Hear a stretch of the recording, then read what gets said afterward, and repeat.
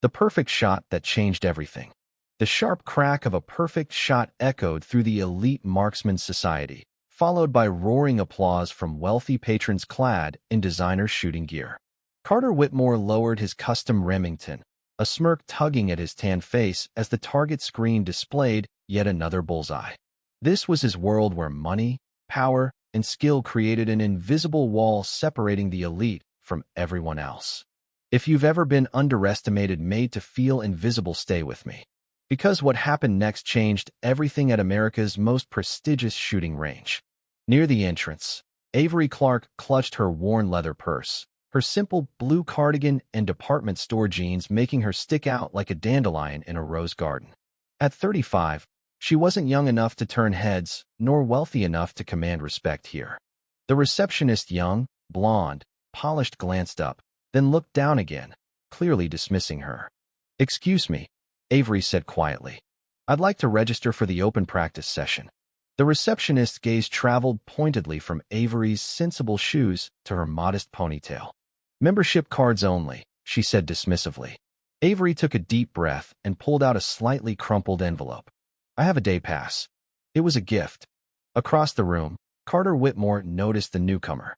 At 42, Carter was at the peak of his career, five-time national champion, Olympic gold medalist, and the face of Remington's elite line. His family's oil fortune had opened every door. His raw talent had slammed them shut behind him. Well, Carter drawled loud enough for everyone to hear. "Looks like someone took a wrong turn on the way to Walmart." Laughter echoed among his companions. Avery kept her gaze down, heading to the basic range. Sophia Green, the club manager and a former competitive shooter herself, frowned at Carter's comment but said nothing. At the far end of the basic range, Avery carefully placed her purse on the shelf, unwrapped a cloth package, and revealed a plain Glock 19 practical, modest, nothing like the bespoke firearms the other club members sported. Carter and his entourage drifted closer, sensing easy entertainment. $10 says she can't even hit the target, one of them snickered. $10,000, Carter countered, says she's never held a gun in her life. Swaggering over, Carter leaned on the partition beside her. "Ma'am," he said with dripping faux politeness, "are you sure you're in the right place? This isn't a knitting circle." Avery finally looked up. Her hazel eyes met his with a calm, steady intensity that briefly caught him off guard. "I'm just here to practice," she replied softly. Carter recovered quickly, smiling wide. "Practice? Honey, this is for serious shooters. $10,000 says you can't hit the bullseye from 50 yards. Avery hesitated, twisting the simple gold wedding band on her finger, a tiny gesture almost nobody noticed. "I don't have that kind of money," she said. "If by some miracle you hit it," Carter smirked, "I pay. If you miss, you leave and never come back. Deal?" Sophia had drifted closer, concern flashing in her eyes. "Mr. Whitmore, maybe we should just let our guest practice." "Stay out of it, Sophia," Carter snapped without looking at her. "It's just a friendly wager." Avery nodded. "All right." A buzz went through the room. Carter grinned like a man already counting his winnings. No one noticed the shift in Avery's stance. Her posture straightened. Her shoulders relaxed. Her grip on the Glock became textbook perfect. Nobody knew that 3 years earlier, Avery had stood at Arlington National Cemetery, clutching the folded flag from her husband's casket. Master Chief Ryan Clark, legendary sniper from SEAL Team 6, the Phantom, had been killed during a classified mission. Their marriage had been built on fleeting moments, whispered promises, and long nights where Ryan quietly taught Avery how to shoot, just in case, teaching her not just technique, but focus, discipline, and calm under pressure. Those lessons lived deep in her muscle memory. Avery raised her Glock, breathing evenly, blocking out the murmurs, the mockery. One breath in, half a breath out. Bang! The shot echoed cleanly through the range. The retrieval system whirred loudly, bringing the target forward. As it arrived, the room fell silent. Dead center. A perfect bullseye. Carter's smug expression cracked. He lunged for the target, examining it. "Beginner's luck," he muttered, trying to laugh it off. Sophia Green stepped forward, unable to hide her admiration. "That was an exceptional shot, miss." "Avery Clark," she answered. Sophia smiled warmly. "Perhaps you'd like to try the advanced range." Before Avery could respond, Carter cut in, desperate to reclaim control. $50,000, he challenged, says you can't do it 3 times in a row. 75 yards. Different firearm. Miss once, and you admit you cheated. The room buzzed uncomfortably. Avery could have walked away. She hadn't come for spectacle. But Carter's arrogance, his casual dismissal, lit a spark inside her. I'll accept, she said quietly. On one condition. If I win, the $50,000 goes to the Veterans Support Foundation. Carter shrugged. Fine. It's not like you're going to win anyway. The room went still. Avery walked calmly to the 75-yard mark. She unwrapped a clean cloth, revealing her husband's Glock, worn smooth by years of practice and memory. Carter was all swagger now, making a show of handing his checkbook to a friend with a wink. $50,000 well spent, he said, loud enough for everyone to hear. Avery ignored him. She adjusted her stance, grounding herself just as Ryan had taught her, relaxed, breathing steady, sight picture clean. The world narrowed again. Just her, the gun, and the target. She squeezed the trigger. Bang. First shot, bullseye. The crowd shifted, murmured. Carter's smirk tightened slightly. Avery reloaded. No drama. No theatrics. She took aim, exhaled, and fired again. Bang. Second shot, another perfect center hit. The tension in the air thickened. Even Sophia, watching from the sidelines, gripped her clipboard tighter. Carter's friends whispered nervously. Finally, Avery touched her gold ring once more, a small promise, and lined up for the third shot. She exhaled, blocked out the storm of doubt and judgment around her, and fired. Bang. Dead center. 3 shots. 3 bullseyes. 75 yards. With a plain Glock, the range was dead silent. You could have heard a pin drop.